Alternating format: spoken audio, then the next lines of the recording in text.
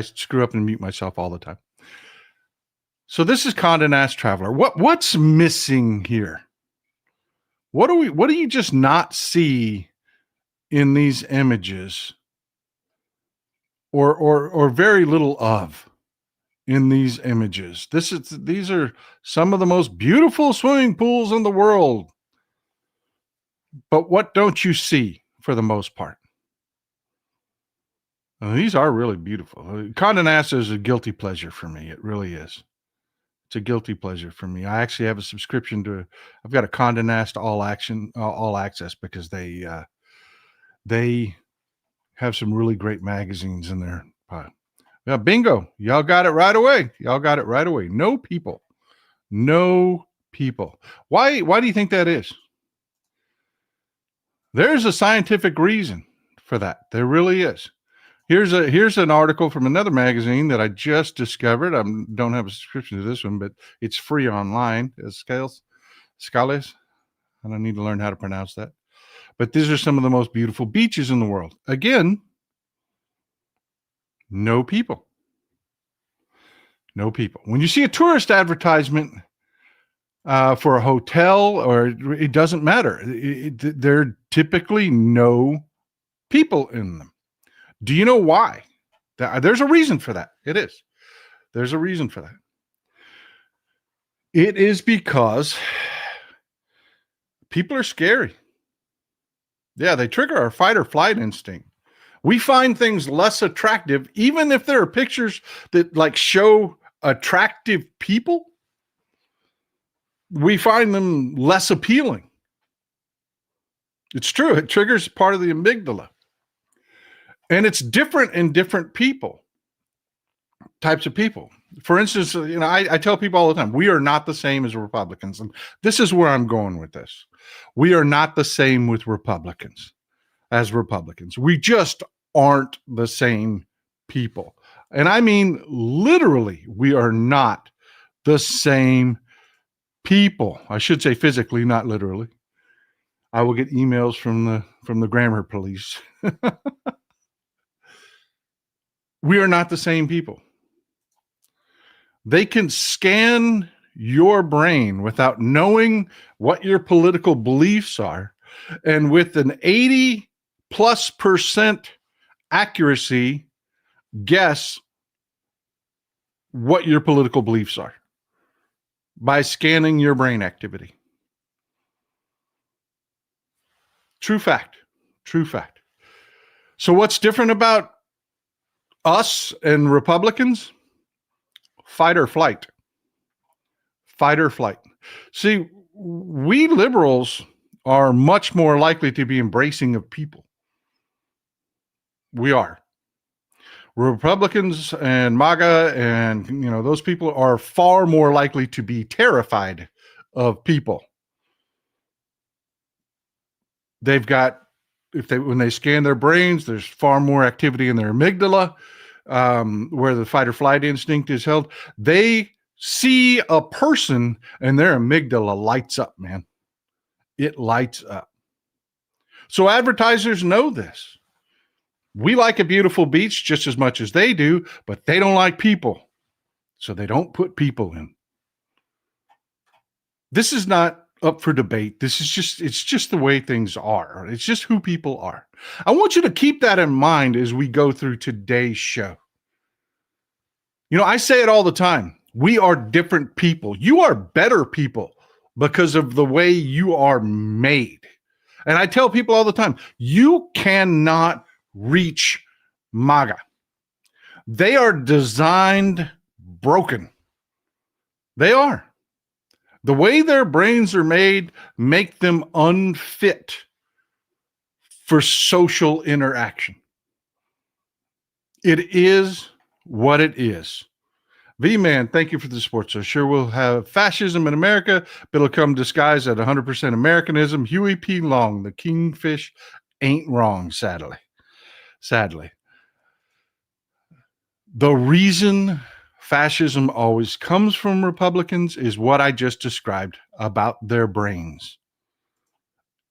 And it doesn't have to be a crisis situation. It can be something as simple as advertising. It steers our advertising. I want you to know that there is proof out there to this. I'm not pulling this out of my butt. It's not because I'm a hyper-partisan Democrat. It is what it is.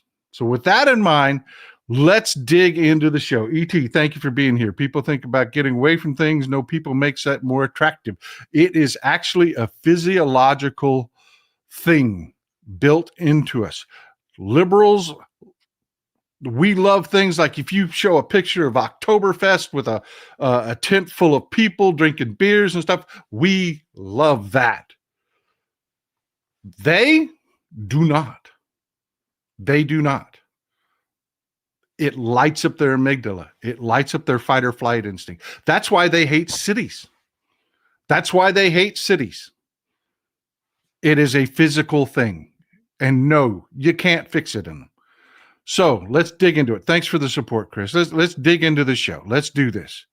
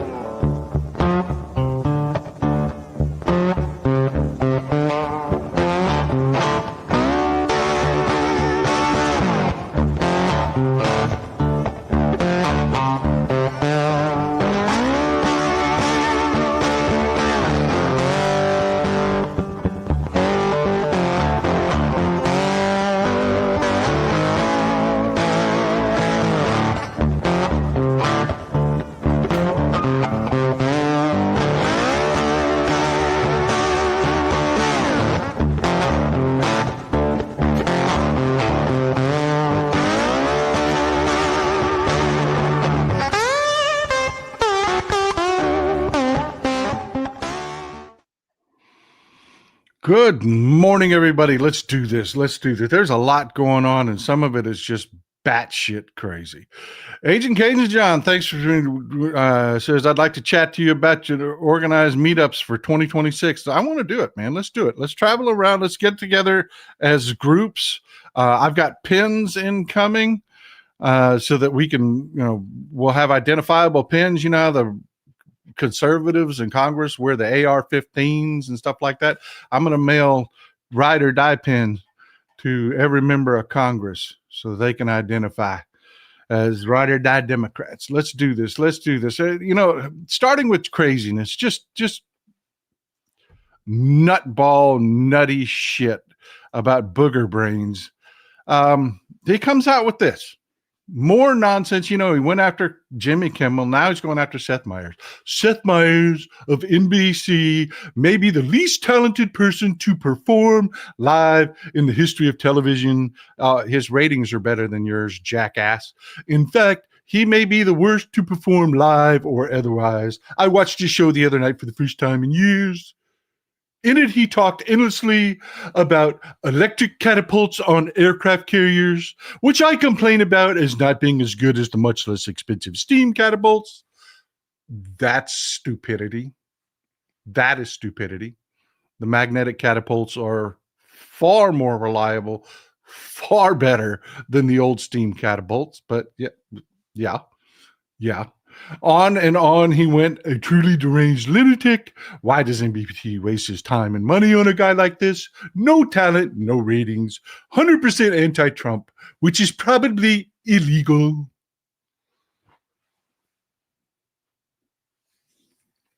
This is our president. This is our president. This is our president.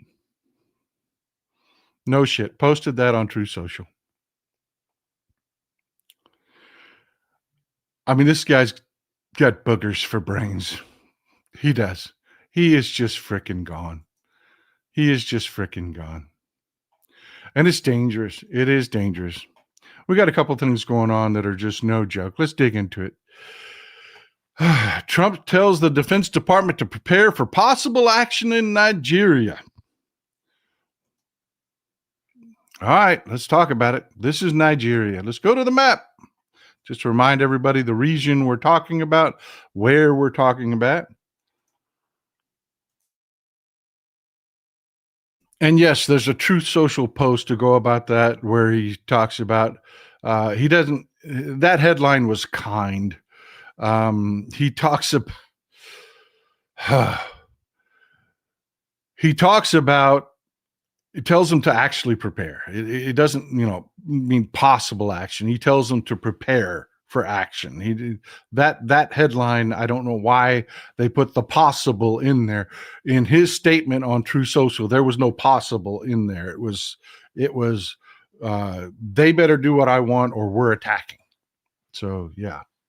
But this is Nigeria. Let's just back out a little bit, give you an idea where it's located.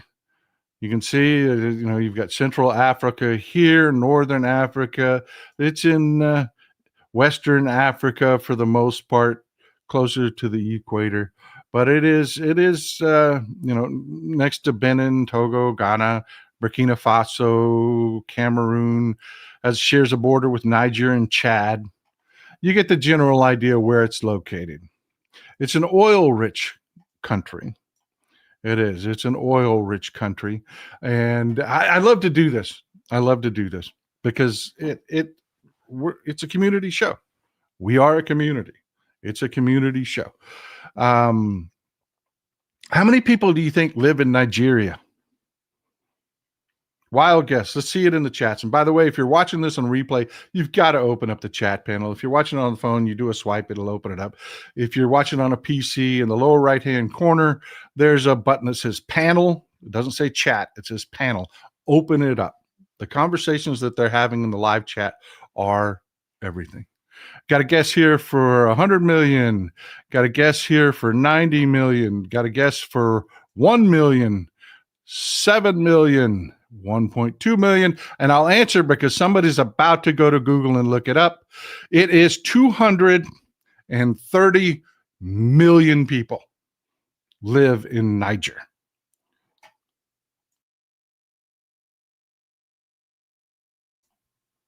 Nigeria. I said Niger. Live in Nigeria. 230, probably closer to 240 million people now. After the last head count. There are a lot of people in this country. There really are. And it is a really fascinating country because it's probably 40% Christian, 60% Muslim. They've got laws in place where they don't allow political domination. If you open a religious school in Nigeria, it must be open to everyone without forcing conversions. If you open a Muslim school, you must allow Christians to attend. And you can't force them to be Muslim. If you open a Christian school, you must allow Muslims to attend, and you cannot force conversion. They have really learned to deal with their diversity. They have. And along those lines, we had the last administration who were mainly liberals, and like I say, they could deal with people. They understand people. Took a look at this situation because there's some violence in Nigeria, but it doesn't break down on religious lines. There is interreligion violence, but that isn't what drives it. So let's take a look at what's driving it. Wayne, my dad always called Republicans chicken-eating Baptists. My dad grew up in Alabama, and he knew the type you're referring to. Yeah, I'm telling you, if you know any, you know. They're terrified of people. They think cities are hellscapes. They have no idea. Here's kind of a breakdown. And I'm going to tell you right now, as part of full disclosure, we call her our adoptive daughter. Stella, I love you. If you see this, baby, I love you. I do. Me and Mrs. Texas Paul, we think about you all the time. Her family is from Nigeria. She is a wonderful, sweet, darling human being who is a good friend of our daughter's, and we love her to death. So yes, I have a soft spot in my heart for Nigeria. Just so you know. Pamela K., thank you for your true information about our insane clown president. I will support Democrats. Huge support. Thank you. Thank you, Pamela. I'm truly grateful. Huge support. Huge support. This is the way it kind of breaks down on religious lines geographically. The dark green is predominantly Muslim, 75% or better. The dark blue is predominantly Christian, 75% or better. The lighter areas are a mix between 45 and 75% on both sides. So you can see the northern portion of the country is predominantly Muslim, and the southern portion of the country is predominantly Christian. Lagos, the largest city, is in a predominantly Christian area. Abuja, the capital, dead center in the country there, Abuja, is also in a predominantly Christian area, but it is not a point of conflict. Now, there is economic, because of this.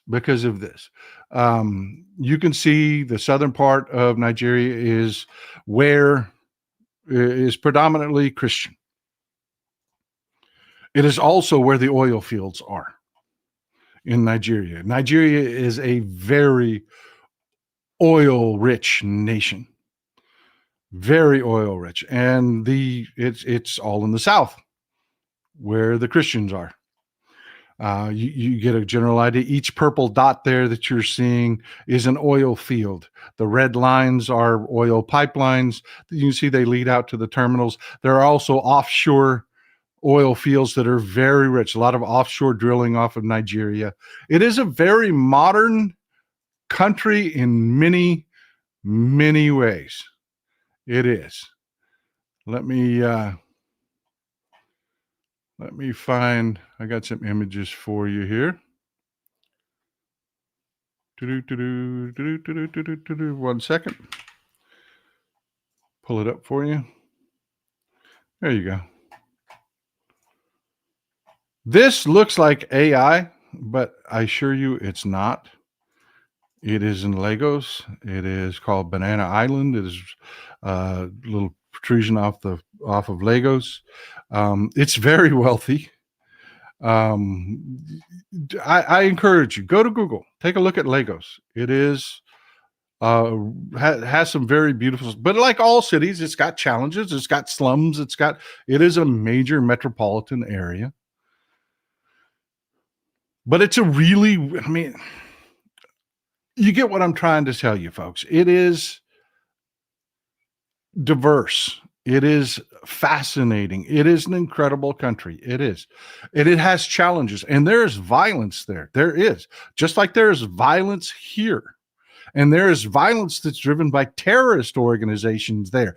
Just like there is violence driven by terrorist organizations here. You can't have a country of 240 million people without that existing. Then there are additional problems. Now, stick with me here. This is fascinating as hell. Kathy Fisher says, "Miss you. Keep Trumpstein in the forefront and don't take your foot off the gas." A suggestion I've read is that the first thing our new Dem POTUS is to rename the Epstein Ballroom to the Obama Ballroom, winner of the 2009 Nobel Peace Prize. A lot of people are excited about that. A lot of people are very excited about that. Daisy D, for the great work you continue to do, speak the truth, Texas Paul. I will.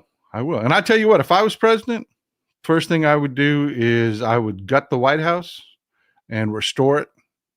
I would restore it. I would rip up that rose garden. I would restore the old rose garden. I would take a wrecking ball to that fucking ballroom. I would restore the East Wing, and then I would turn the whole damn thing into a museum, and I would build a modern structure, a modern building in D.C. to have the seat of our government. That's what I would do. But hey, that's just me. I would open up the White House to the people, hand it over to the people, and turn it into a museum full time. Gin up the base. Trump is finally going after those Nigerian princes who have been scamming us for years. Peace through stupidity. I know, right? I know. It's crazy. Ollie says, is Trump going after the oil minerals? That is definitely part of the speculation. That is definitely part of the speculation. But, let's just talk about Trump for a second. First of all, talk about, the situation in Nigeria. 2021, not that long ago, the government that actually had competent people in it took a look at Nigeria. And you can read this for yourself. It's from the United States State Department under Anthony Blinken. They did an assessment. They did not put Nigeria in classified as a problem. They didn't.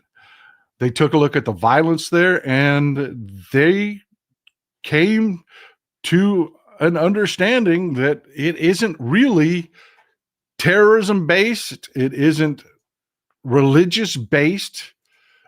There are other issues. But before we get to the other issues, why would Trump think that it is?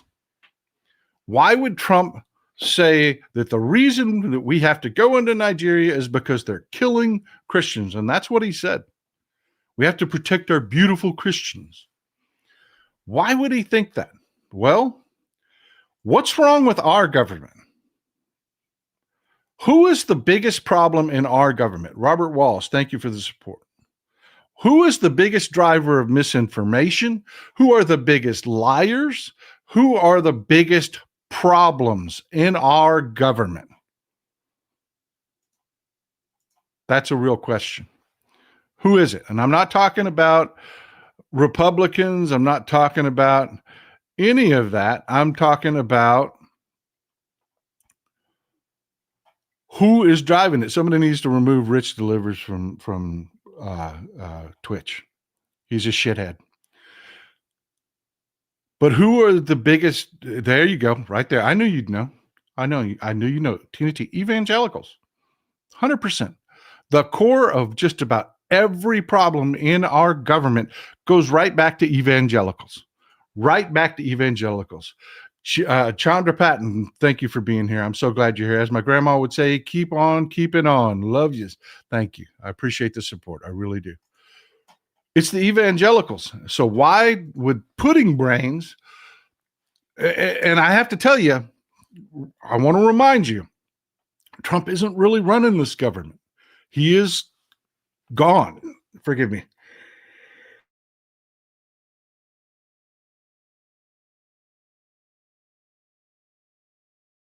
Little catch in my throat there. Trump is gone. He is. You've got people all around him doing their own thing. So if you want the president to authorize use of force, you've got to sell him a narrative. He doesn't know shit. I mean, he is cognitively gone, which makes him easy to manipulate. And he loves the evangelicals because they've named him Mango Jesus. They call him a freaking savior, man. They stroke his ego to the nth degree. They compare him to a deity. He loves the evangelicals, so there's an opening there.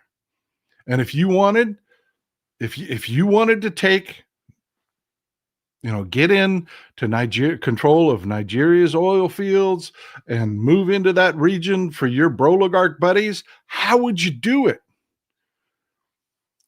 Lady Di in Nevada says, half a cup of coffee, and thanks for helping keep us all sane.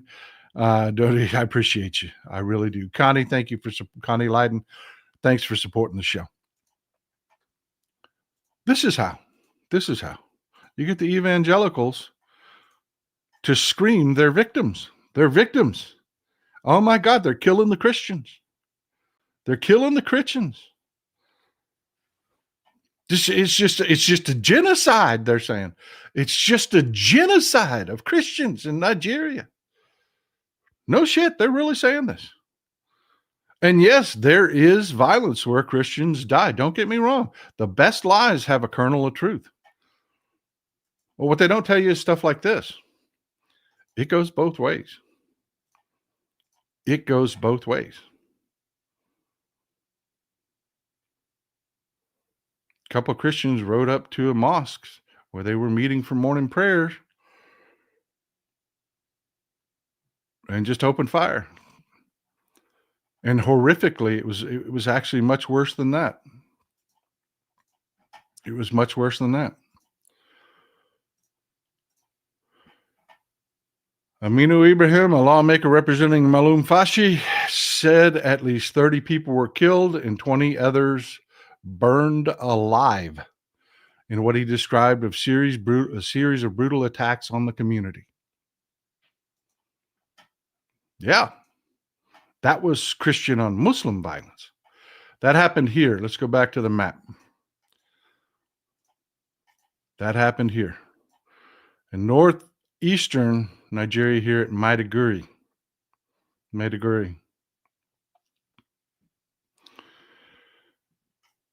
So what's driving the violence? What is driving the violence? If it is, as I am saying, not driven by religion, what is driving it? It's the same thing that drives conflicts for all eternity. Laura Gomez says 7713 says, thanks for all the work you do. Hey, I'm grateful you're here. It's the work we're doing. We're a community. Sharon Butler 1334, thank you. I appreciate it.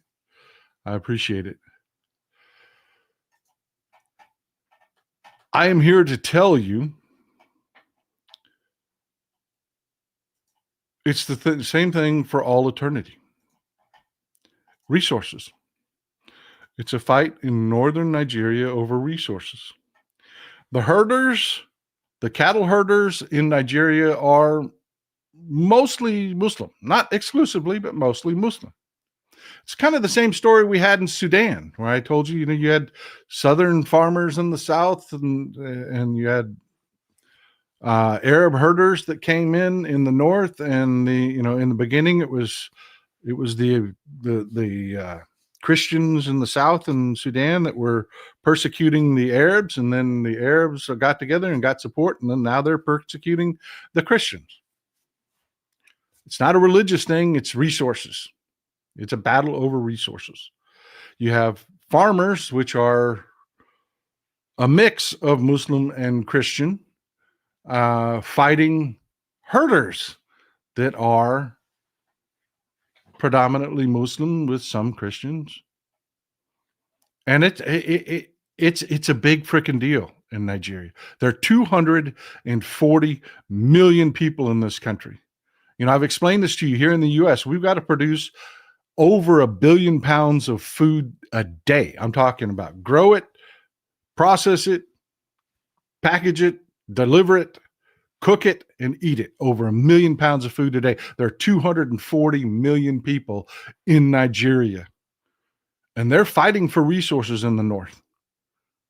They're fighting over land. And why are they fighting over land? This isn't hard to figure out. This is something we've been seeing coming for a long time.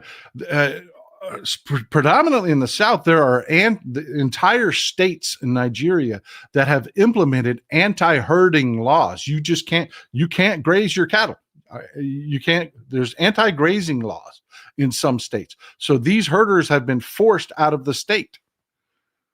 This is a heartbreaking story about Saleh Tambaya, and the state he was in passed an anti-grazing law. He had to pack up his family and march his entire herd to another state so that he can continue to earn a living for his family. But what's driving the competition? I see some of y'all talking about water. Yes, exactly.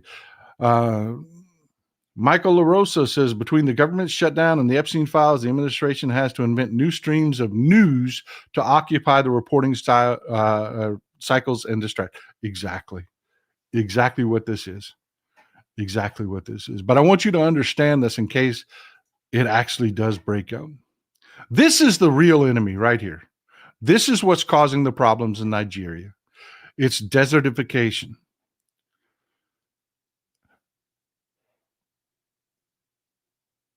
Let's just go to the map. Let's go back to the map for just a second. I want you to know what I'm talking about when I say this. Let's just go back to the map for just a second.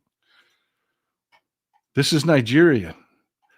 Everything north of Nigeria is desert, and it's moving south due to climate change. Nigeria is losing about 350,000 100,000 hectares of land every year due to climate change. And as you see, right now, the crisis is in northern Nigeria, where the violence is. And it's not, folks, we're talking about a region, with tens of millions of people. The amount of violence we're talking about is not a huge amount. It isn't. It just isn't, population-wise, but it is happening. It is happening, and it's happening because of this. There's just limited grazing. There is limited water. This used to be fertile grazing land, and it's a desert now.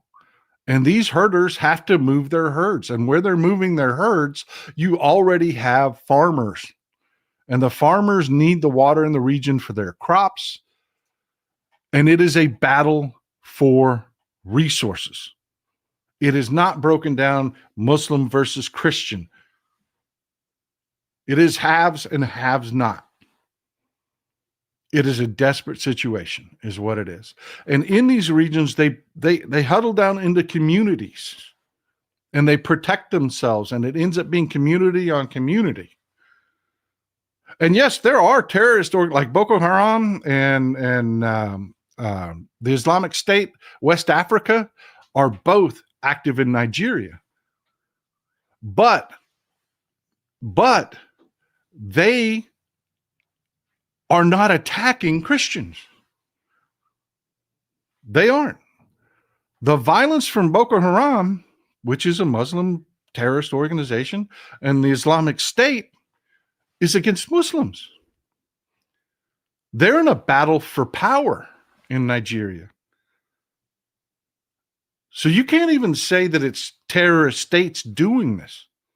It's just a desperate fight over resources in between Nigerians. Now, here's where it gets really bad, okay? And why the White House is suddenly getting desperate. The broligarchs are using the evangelicals to manipulate pudding brains. Why? Why now? What's triggering this? Well, it's two things. One, maybe three things. One, they're desperate. The Trump administration has failed. The economy's choking. They've just been buried under the Epstein files. Those are going to come out, and they're desperate. Project 2025 has failed. Hell, you even have Curtis Yarvin, who's screaming to anybody that'll listen that he needs money to move out of the country. We're going to decimate them in the midterms if you turn out and vote. And let's pause the show for a second, just for a little PSA. Tuesday is election day. All those people that told you they're never going to let us vote. We're voting right now. Early voting has been going on. Tuesday is election day. Local elections matter more than anything. Get out and vote. And let me tell you why. And I'm also going to tell you, get involved with your local Democratic Party. This is why. I'll use an example. My good friend who has been running the Smith County Democrats forever, Hector Garza. I told you, these people that have been doing this, they know what they're doing, but they will not be here forever. Hector took his job to heart. And he's going to run. He's going to run for office. He's going to run. I'm not going to give too many details till he comes out with his announcement. We're going to have Hector on the show.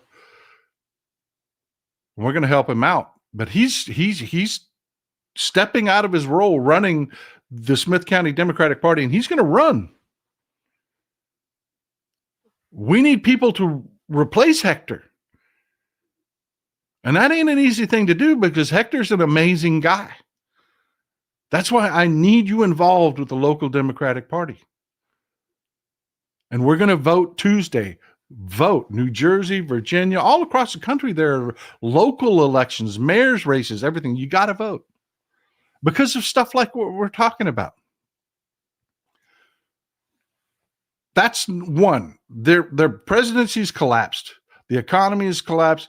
He thought he would. Trump thought he, and the people around him thought that they were going to be heroes over this immigration stuff. They're hated because of it. That has imploded. They've lost their support. They're losing support even among Republicans over this Gestapo ICE bullshit.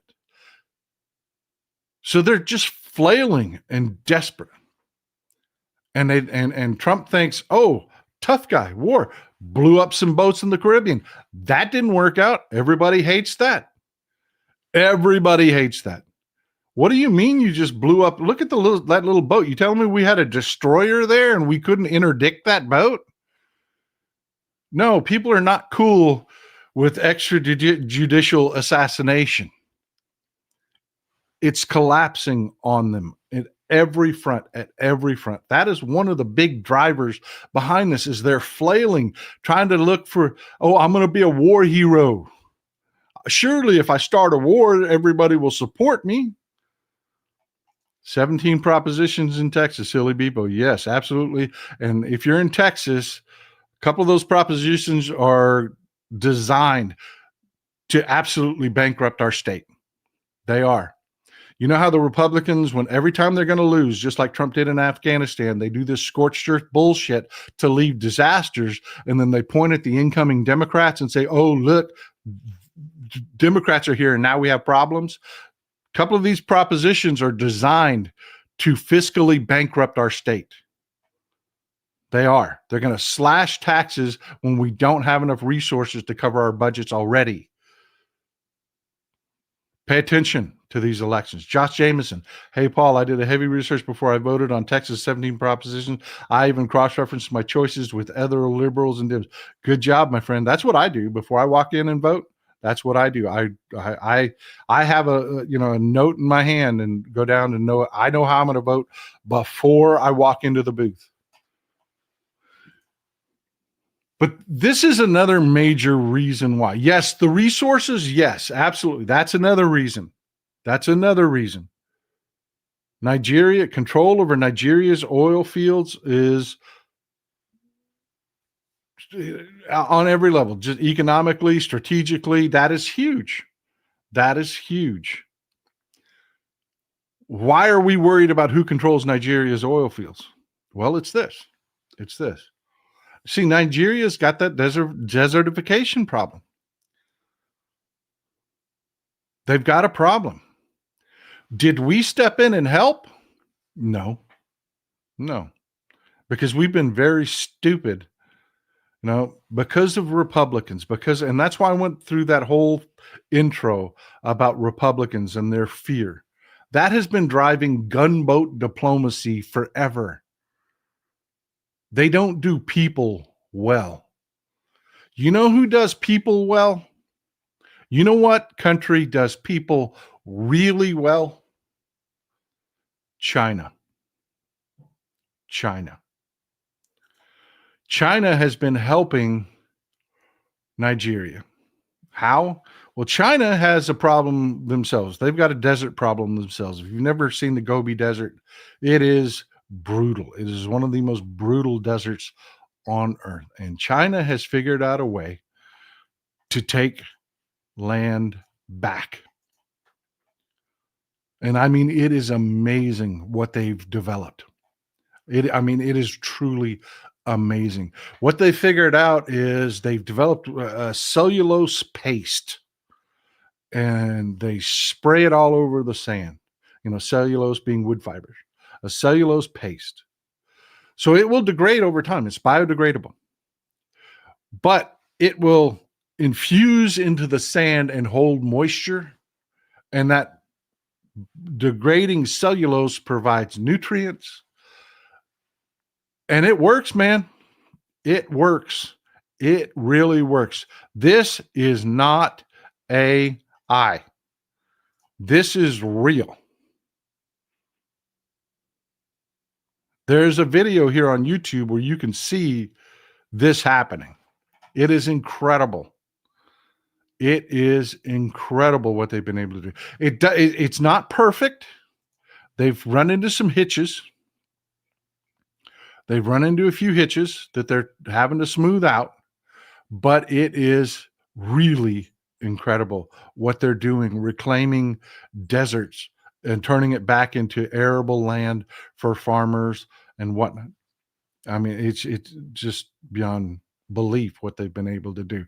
Vincent Day, my Sunday tie. Thanks for your knowledge. Hey, thank you, Vincent. Thank you for always being here, brother. I appreciate you.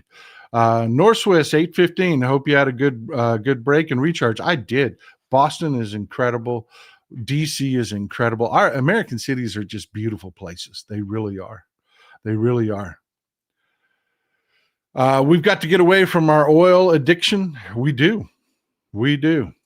Yep. There are a lot of things that Martha, that play into why the goby is growing, and it is a global size problem. It's incredible.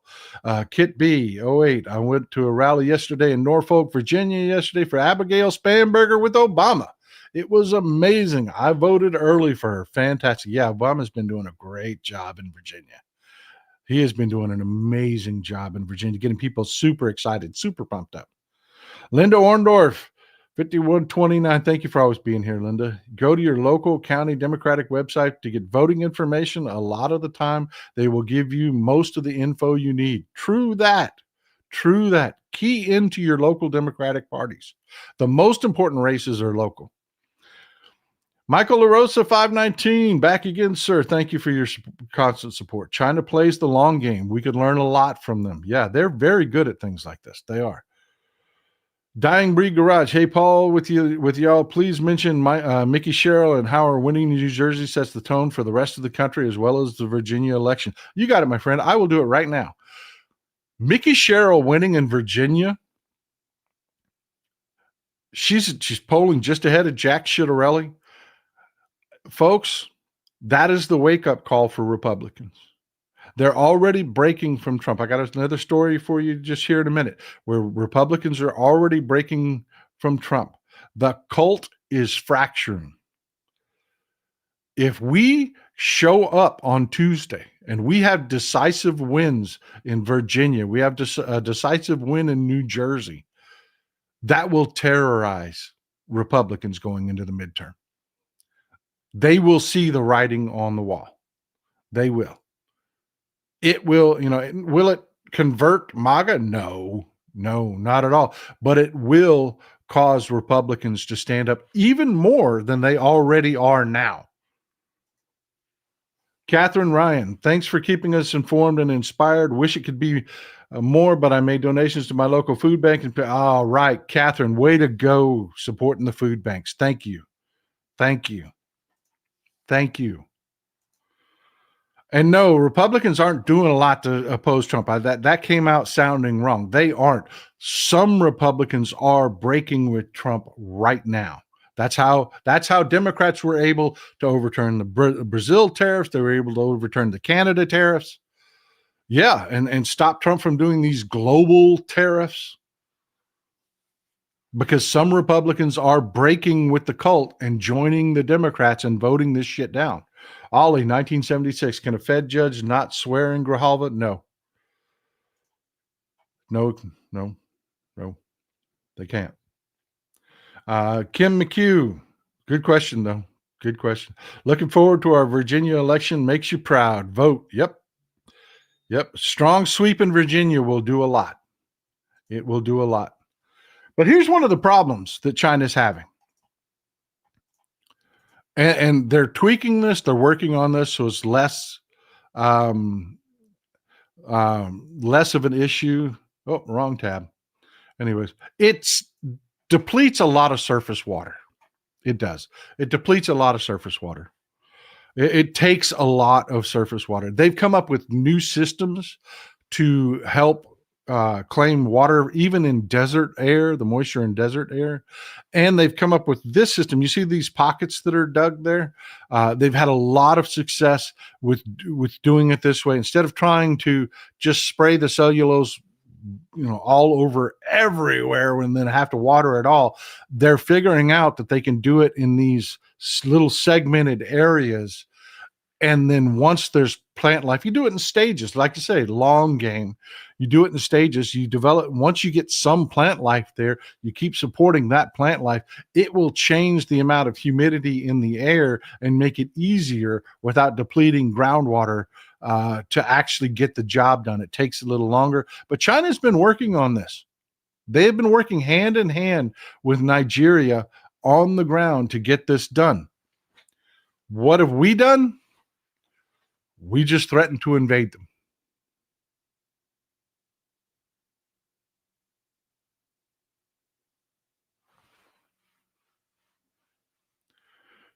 Yeah, I mean,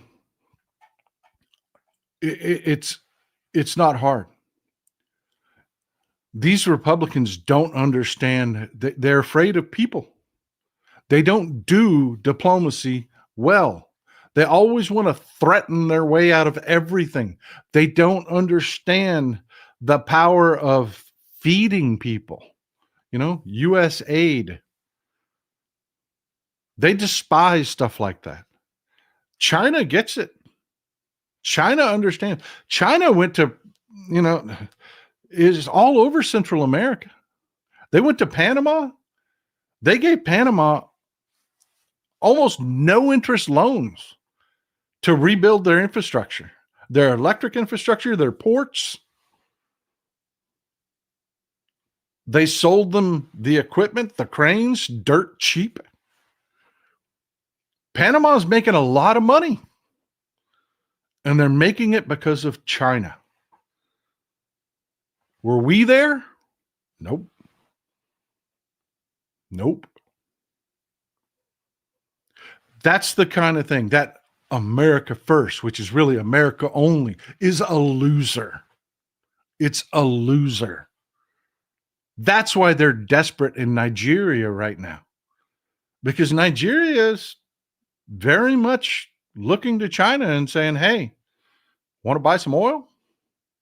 They're looking at India. They're selling India a lot of oil. India's got to replace all that oil. We threatened India. Can't buy that Russian oil anymore. Okay, well, they're buying it from Nigeria. And we're like, well, wait a minute. What about us? Well, we'll invade you. The oligarchs are freaking out because they're losing control.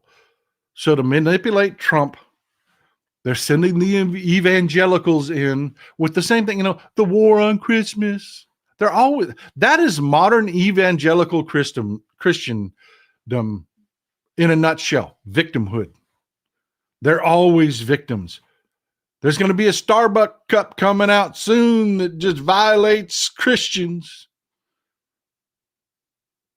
So they went to Trump, whose ass they kiss, and said, tell them they're killing Christians.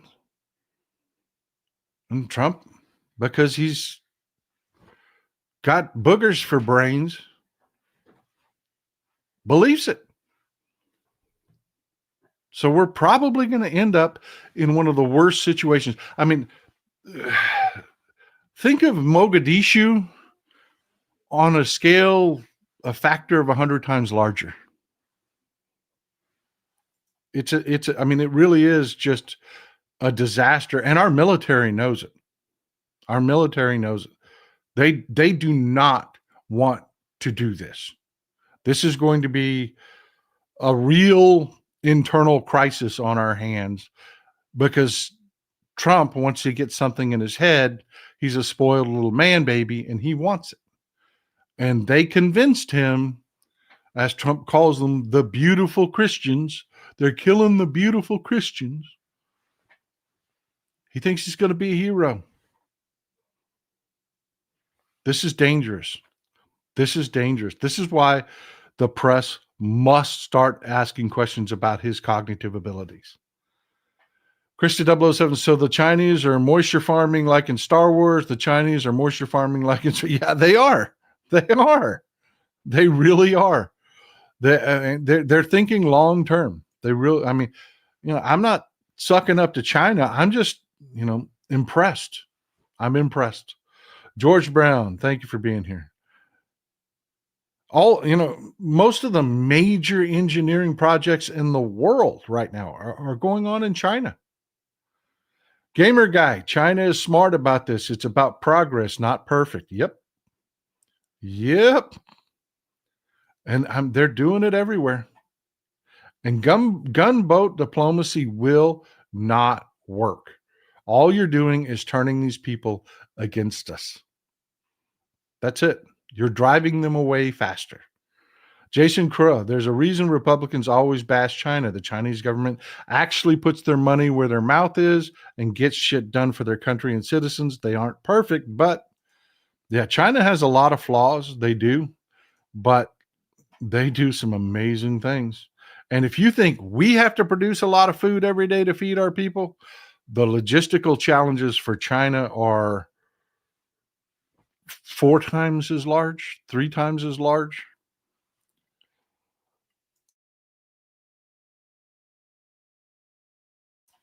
Oh my God.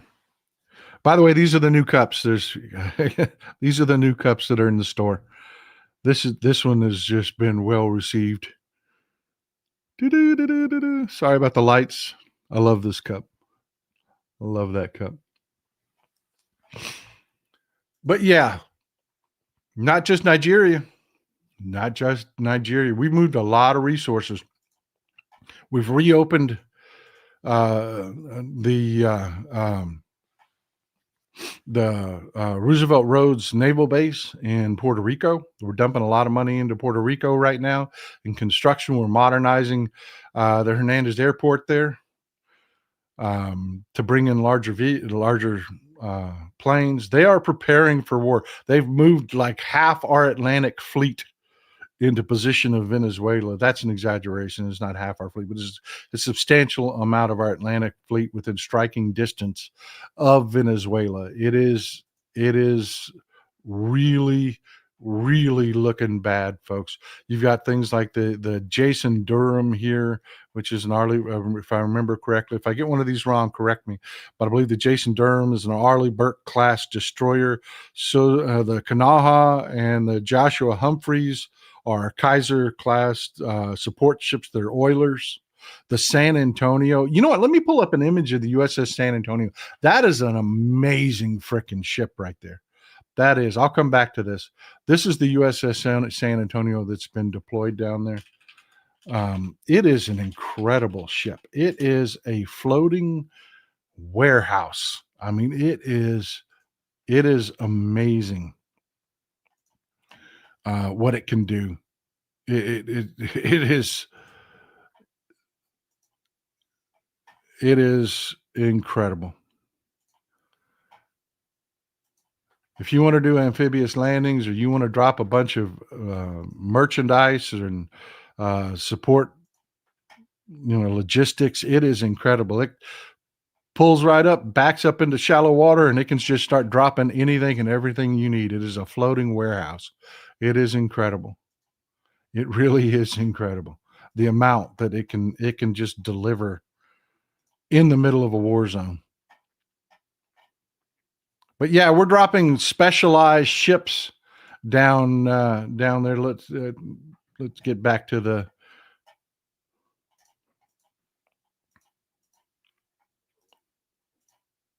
down within striking range of Venezuela. As you see, you got the USS Wichita, the USNS Waters, the MV Ocean Trader. The Ocean Trader is another one. The Ocean Trader, that is JSOC's baby. The Special Operations Command, they are it is incredible. It is, I keep using that word, incredible. It is an amazing ship. We use it for special operations. All of our SEALs and they want to dump stealth boats into the water. This is the ship that they send down to do it. It is. Most people have never seen this. That's why I want to pull up an image of it for you. It is a really cool support ship.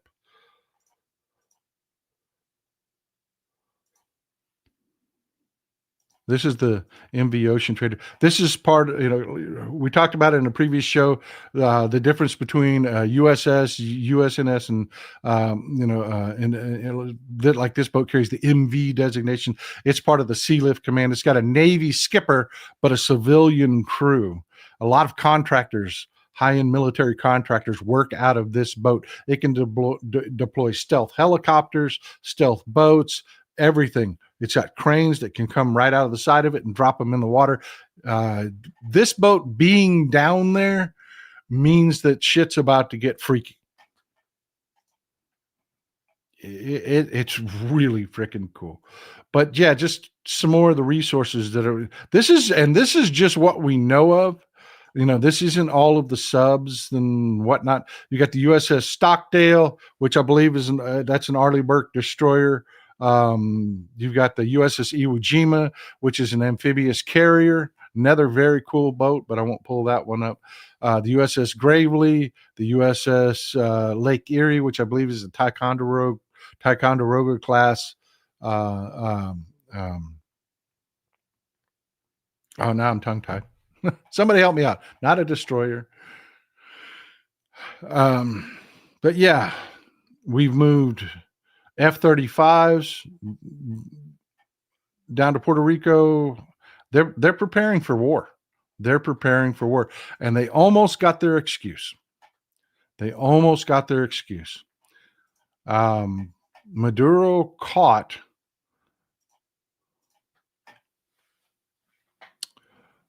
a right-wing faction terrorist faction in Venezuela. Before they could deploy explosives, they were going to try to plant explosives on the U.S. embassy. And right now, Maduro's torturing them. And I'm sure he'll get some information out of them.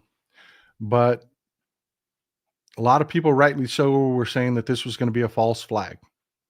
We moved all of these resources down to where we're obviously poised to strike Venezuela. And then all of a sudden, in perfect timing, there's a right-wing cabal that decides that they're going to try to bomb the U.S. embassy. And Maduro caught them. Interestingly enough, when he did catch them, he didn't just tell us. That's what a lot of people are saying. Michael LaRosa, that's what a lot of people are saying. This was going to be the Gulf of Tonkin that gave Trump his excuse. That was one complication, is that the attack on the U.S. embassy got foiled. Here's another complication. When they announced that they'd caught these people, they also announced that they told someone besides us.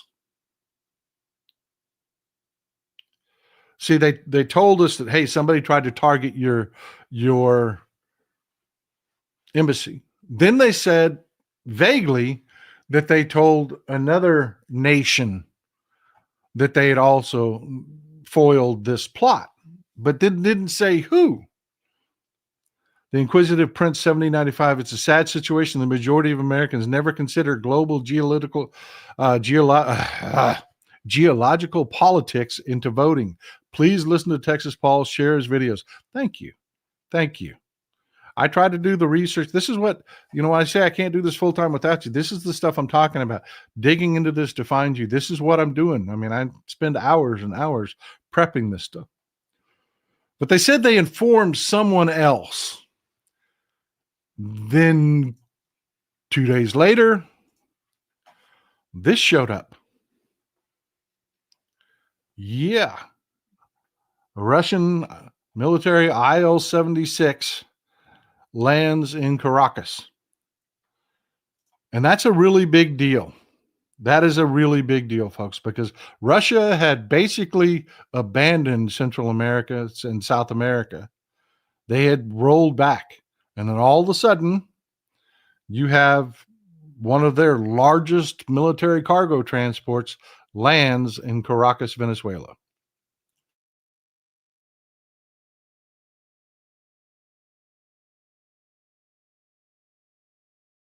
Then, wait for it, it gets better. Then, as that plane lands, Sergei Lavrov, their top diplomat, sends a memo to little Marco. Kathy Corning, thanks for being here. Wish I could give more. Scared of the future with these Republicans. Keep up the great work. Hey, I'm grateful for everything that you do. I'm grateful for any support that you give. I'm truly grateful. And I always tell everybody, put your own mask on first. And that memo didn't go well because right after we got that memo, this happened. Trump-Putin summit canceled after Moscow sent memo to Washington, Financial Times reports. Yeah. This didn't go well. Venezuela breaks up a terrorist attack aimed at our embassy. They notify us, and then they tell the press that they notified another country. Russian and IL-76 2 days later lands in Venezuela. Boom, summit is off. You can connect these dots yourself. This is getting hot. Thomas Skane, 5723. How much do you want to bet that this has to do with two things? Venezuelan oil, two, taking back the Panama Canal, preventing Mexico from building their own canal. All of those things are involved. All of those things are involved. But interestingly enough, after this, after they canceled their summit, Trump came out and said, attack Venezuela? Me? No, we weren't going to attack Venezuela. After moving massive amounts of our Atlantic fleet, reopening an air base in Puerto Rico, moving F-35s down to within striking distance, after yada, yada, yada, yada. No. We're going to see just how much influence Putin has here in the next few days.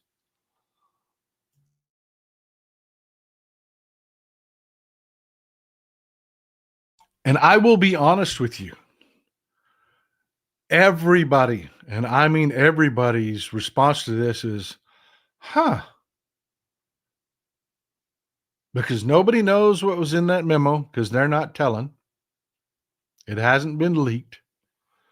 Nobody knows what happened between Putin and Trump to cause, and Trump canceled that summit, by the way. Putin didn't cancel it. Trump did. Canceling that summit. All of a sudden, the Russians are Ticonderoga class cruiser. Thank you. I knew one of you. I don't know why I couldn't pull cruiser out. That happens every once in a while. Just get a mind blank. Thank you. Johnny Warlock. Thank you, my man. See, that's why I tell you folks, if you're watching this in replay, you got to have the chat panel open. This is a community show. But yeah, I want you to think about this. If military action in Nigeria, the best I can come up with is it would be Mogadishu times a factor of 10. Venezuela will be Vietnam by a factor of 10. Because we like to think in this country that Maduro doesn't have support in Venezuela. He does. Not all of Venezuela supports him, but it's like here in the United States of America. Trump may not be popular, but there's a core of support for him. And if we go invading Venezuela, yeah, that's going to be a mess. That's not going to be a clean situation. Soldiers will die needlessly over that, over something that we could be handling diplomatically. Again, these people are broken. They don't know how to deal with people. Diplomacy is not a thing they're good at. This is why I tell you, you have to vote Democrat. You have to vote Democrat. Leslie Friedley, 4819. Thank you for being here. I appreciate you. Thank you for the supporting the show. Jeremy Breeden, probably some of the people doing covert ops he blabbered about. Yeah, that's the other thing. That was the other thing. Why did they telegraph all of this? I mean, I understand they are desperate. Go back to reason number one. Their presidency has failed. They're desperate, but why telegraph all of this? It's crazy. I mean, why this nonsense? He's just being mocked openly. You remember the reaction when they went after Kimmel? The press was like, "Oh, is this the new normal? Oh, is this going to happen?" That's not what's happening this time around. Nobody's scared anymore. The mojo's gone. And it's because of stuff like this. Not only did we just have SNAP benefits expire, then not expire because a judge stepped in. And again, I told you folks, the 2025 project was designed to make them seem inevitable, but they would lose. If we held our ground, if we were peacefully protested, if we resisted, we controlled the narratives, all of that you did, they would lose and we would win. And that's what's happening. SNAP benefits. Judge stepped in and said, you must use the rainy day fund.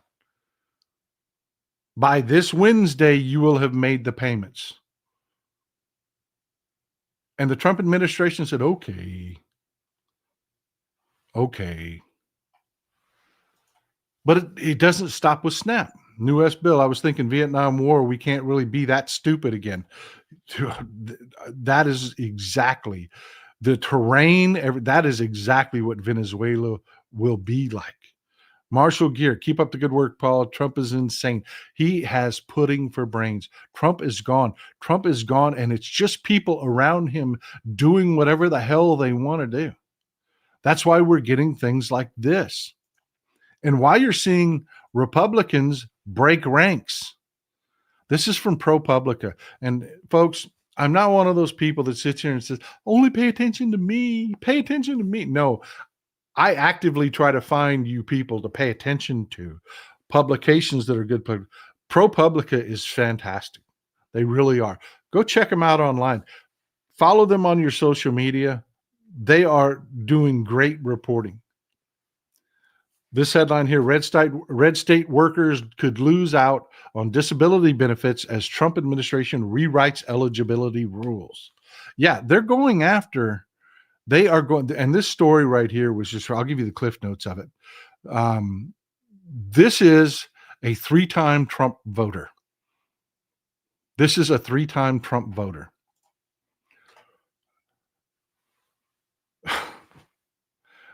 Renting a trailer, dirt broke.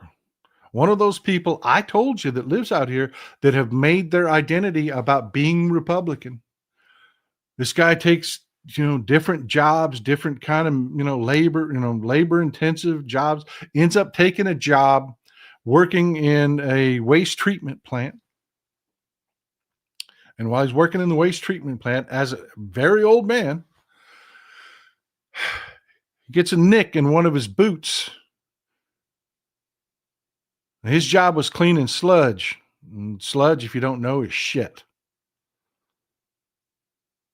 And clearing blockages where they have feminine hygiene products that clog up the works. It's his job to go scrape that out of the way. That was his job. He got a nick in one of his boots. Then he got an infection in his foot. And it spread, and they ended up cutting his leg off below the knee. He's disabled. He'd tried to file for disability before because he's damn near blind, damn near deaf, has other physical problems, but he wouldn't get it because there's an age differential. So he was in his 40s when he was applying then. And disability isn't easy. Ask anybody on disability. They will tell you it is tough to get. It is not something the government just hands out willy-nilly. Oh, hey, take some free money. Not the way it works, folks. You have legitimately disabled people that cannot get disability. One of the things that they do that makes it just a bit easier is they take into account age. Miguel Arcentelas, thank you for being here. They don't want to go all the way with the war. They just want optics because this is made for TV. This is a made for TV administration. Absolutely great point. Great point.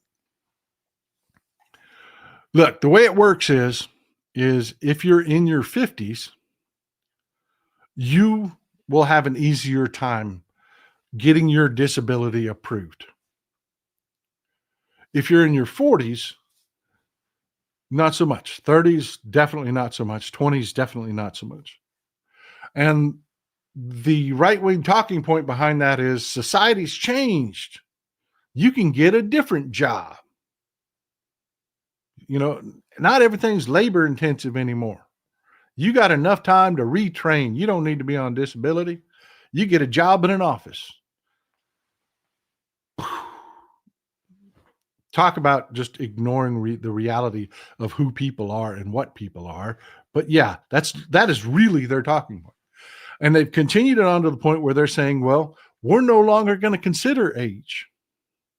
Because if you're in your 50s or later, they used to look at it like, okay, they got a disability and it's really hard to get hired in your 50s. That person, it's just a reality. Ask anybody that's older that's looking for a job. In your 50s and 60s, it's damn near impossible to get hired. And they would take that into account when they would decide to approve or not approve your disability claim. That's gone. That is now gone. They will no longer consider age, among other things. And that is going to destroy red states because of guys like that are Trump supporters, that couldn't get on disability when he had all of the problems that he had before, finally ended up in the bottom of a shit tank, gets a disease, an infection that damn near kills him, has to have part of his leg cut off, finally gets his disability approved because now he's in his 50s. Not anymore. Not anymore. Not the way that works anymore. And they're going to hurt their people the most. And we Democrats are going to be the ones that come in and try to save the day. New West Bill, I almost forgot you cussed your way out of Monetization Friday for the chart. Oh, thank you. I appreciate it. I appreciate you, brother. I do. Janet Barr, 6215. Thanks, Paul, from Santa Barbara, California. California in the house. I love California. If you've never been to California, you got to go. You got to go. It's a great state. Michael Bruce. Appreciate you being here, brother. Go see Alcatraz. Go see San Francisco. It's a great state. But yeah, I mean, they're doing stuff like that, folks. Just because there's nobody that's running the show. It's everybody's different interests, all running in different directions. And you've got Republicans in Congress that are now starting to figure out, damn, this is hurting us. This is hurting us. And they see the writing on the wall. Because they had looked at Virginia. They had been licking their chops because they were thinking, oh man, we may own Virginia now. It may be a perennial red state. Not anymore. Not anymore.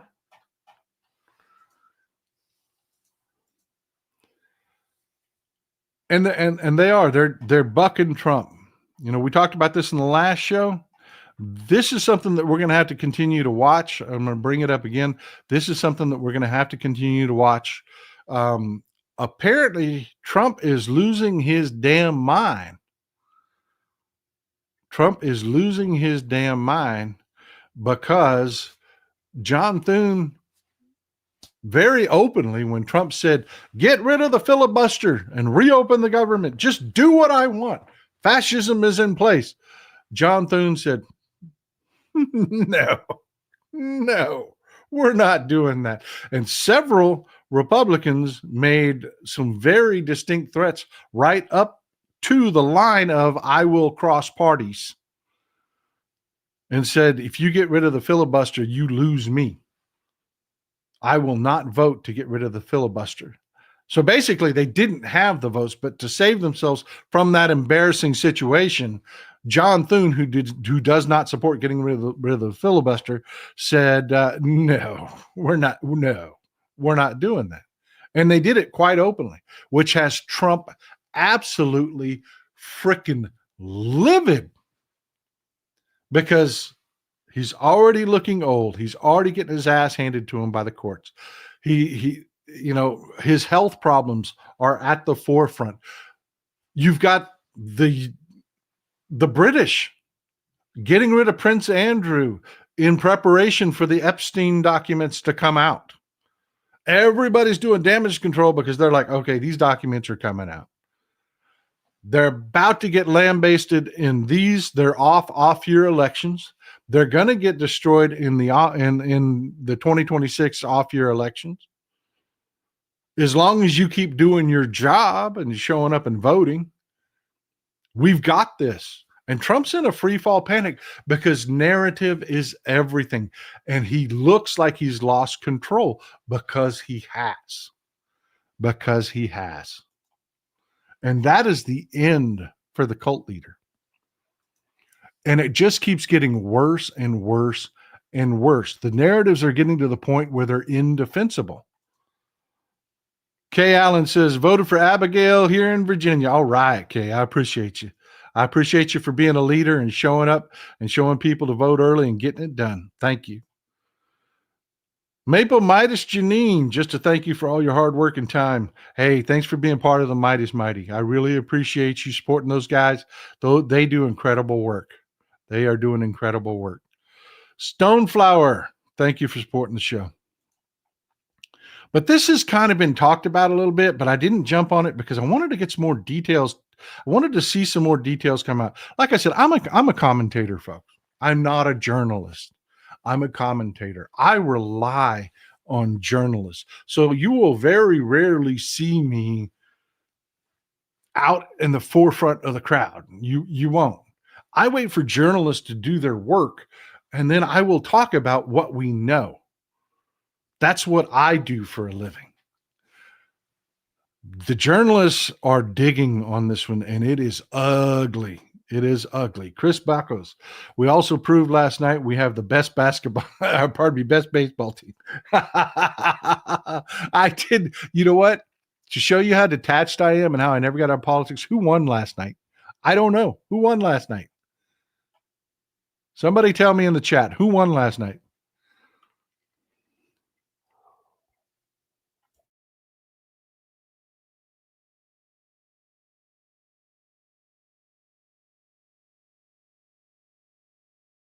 Did the Dodgers win? Did they? Oh man. Oh my God. I'm not a huge baseball fan. I'm going to tell you the truth. I'm not. But yeah, you've got even this is another one. Marjorie Trader Green, the elevator flatulator, is breaking with Trump and the she smells it. She knows it. Her district is very much waffling. She's seen a couple strong opponents. She sees the writing on the wall. She's very much rewriting what she's doing. She knows this is indefensible. A couple of you asked during the last show, and I said we would talk about it today, about them moving into military housing. You've got Stephen Miller, Kristi Noem, Pete Hegseth, and Marco Rubio have all moved into military housing. The narrative and the fear that I'm seeing on social media is very much that people are afraid that this is the beginning of the end, that they're moving on to military housing to protect themselves. And I wanted some details about one, where they were moving. I wanted just to get a bit more, and no, that narrative is not correct. It isn't. That's not what it is about. It's about the fact that it's really expensive to play government. It is. Washington, D.C., a nice house will set you back $5,000 a month easy. You know, I've always pointed this out that we are different than the Republicans, because you've got like Chuck Schumer. He splits rent with like 4 other senators. They bunk in a house together so that they can afford to live in D.C. It's expensive. It's very expensive. And you've got guys like Stephen Miller who wants to play, Pee Wee German. Well, that ain't cheap, man. That ain't cheap. He sold his house and moved to military housing. A lot of people immediately thought, okay, this is the beginning of the end. They're doing it for protection. They're doing it for protection. They're going to go full on fascist now. It's not really that, folks. It's not. It's the grift. It is the grift. This is Fort McNair. And this is Fort McNair. Okay, let me pull up the map here. This is D.C., Washington, D.C., right? You've got the Lincoln Memorial, the library. You've got Congress down on the other end. I'm going to zoom in here. You've got the White House in the middle. Here's the ellipse in front of the White House, where the big January 6th rally was held before they stormed the Capitol building. The straight line down Pennsylvania Avenue between Congress and the White House. You get an idea of where we're talking about. This is actually a really nice area we're talking about down here at Fort McNair. And you see, as I zoom in, there's a row of houses right here on the water. They're all identical. This is called General's Row. And it is really, it butts up against a park. It butts up against the Washington Channel. And folks, that's prime real estate. People pay a fortune. People pay a fortune to put their yachts up here in the Washington Wharf. They spend a fortune to live down in this area because, there are a lot of really nice things. You got Gordon Ramsay's restaurant is right down here. You've got the Nationals Park over here, right over here. Here's Nationals Park. You get the idea. This is a nice area to live. And I got to tell you, folks, these are nice houses. This is what General's Row looks like. Now, you folks, I want you to help me out. This is a community show. You folks that know about Washington, D.C., let's see how much you think a house like this would cost to rent in Washington, D.C. This is General's Row. They're all identical. And this is what the houses look like. These are all single-family homes.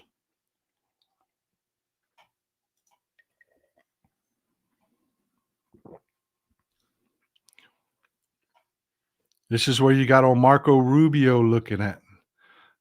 This is where you've got Pete Hegseth living at. Right on the water. Just minutes from the best shopping and the best restaurants.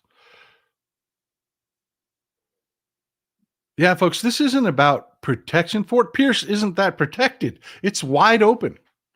Fort Pierce is wide open. This isn't like a secure facility with high walls and razor wire. And no, this isn't about that. This isn't about their security. This is the grift, man. This is the grift. They're living in mansions on our dime. Christy Nome. They don't have to rent a place to play government. We're paying for it. We're paying for it. And they're living really high on the hog. Really high on the hog. At the exact same time, they're trying to prevent SNAP from the poorest among us.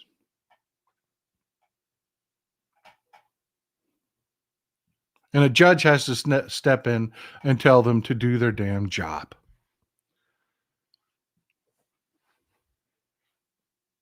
Yeah.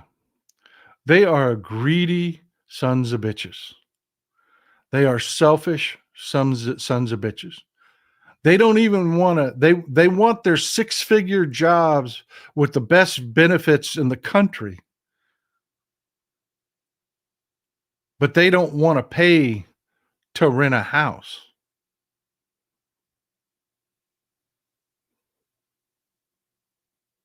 They want the best schools for their kids, but they don't want to rent a house. They want to bitch about socialism, but they want us to rent them a house. And by the way, national security, my ass. That's called General's Row for a reason. The people that normally live in those houses are 3-star and up generals. These are the people, the assistant secretaries of the Navy, the secretary of the Navy.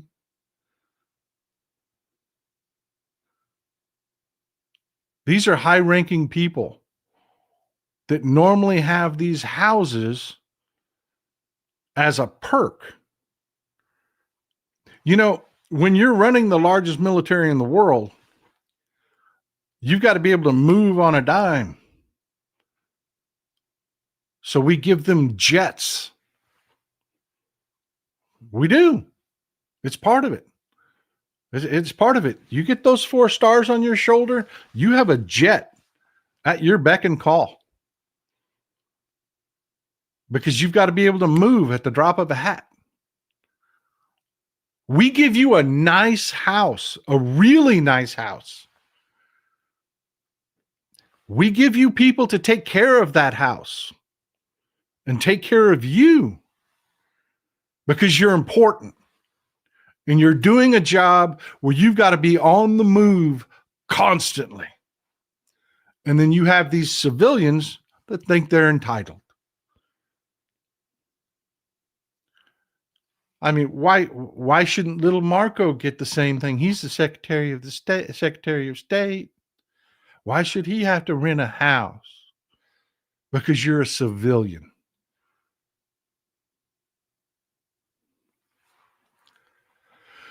So yeah, folks, I get it. People are like, oh, the end is nigh. No, we're beating them.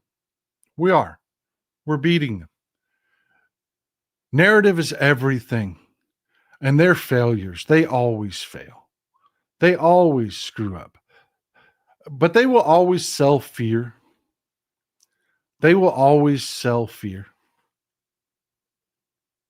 And it works with their people because their brains are wired that way. They're wired to be afraid of the other.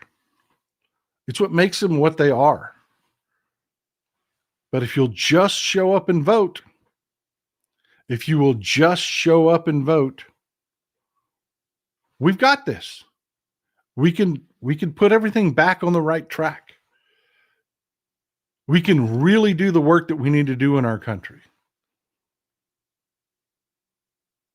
Instead of doing things like they're doing here in Texas, passing propositions to starve our schools, to create disasters, because, hey, Democrats are going to come into office, so we got to make it bad.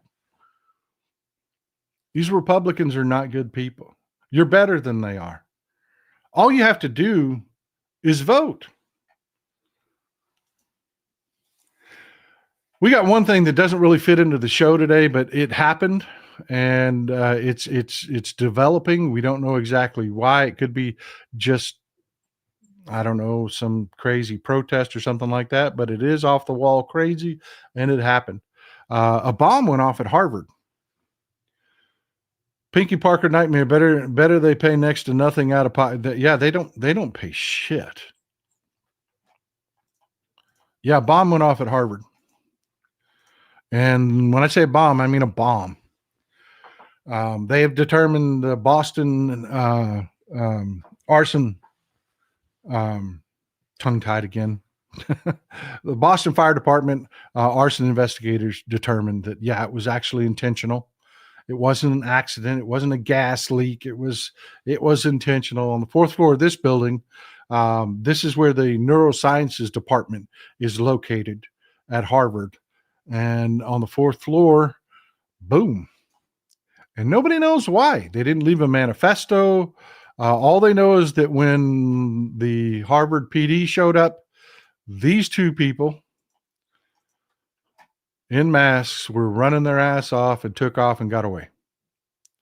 But they've got enough of a description of them. They'll find out who they are. They'll get caught. But nobody knows why yet. And I wish I could tell you. We'll talk more about it on Wednesday, I guess.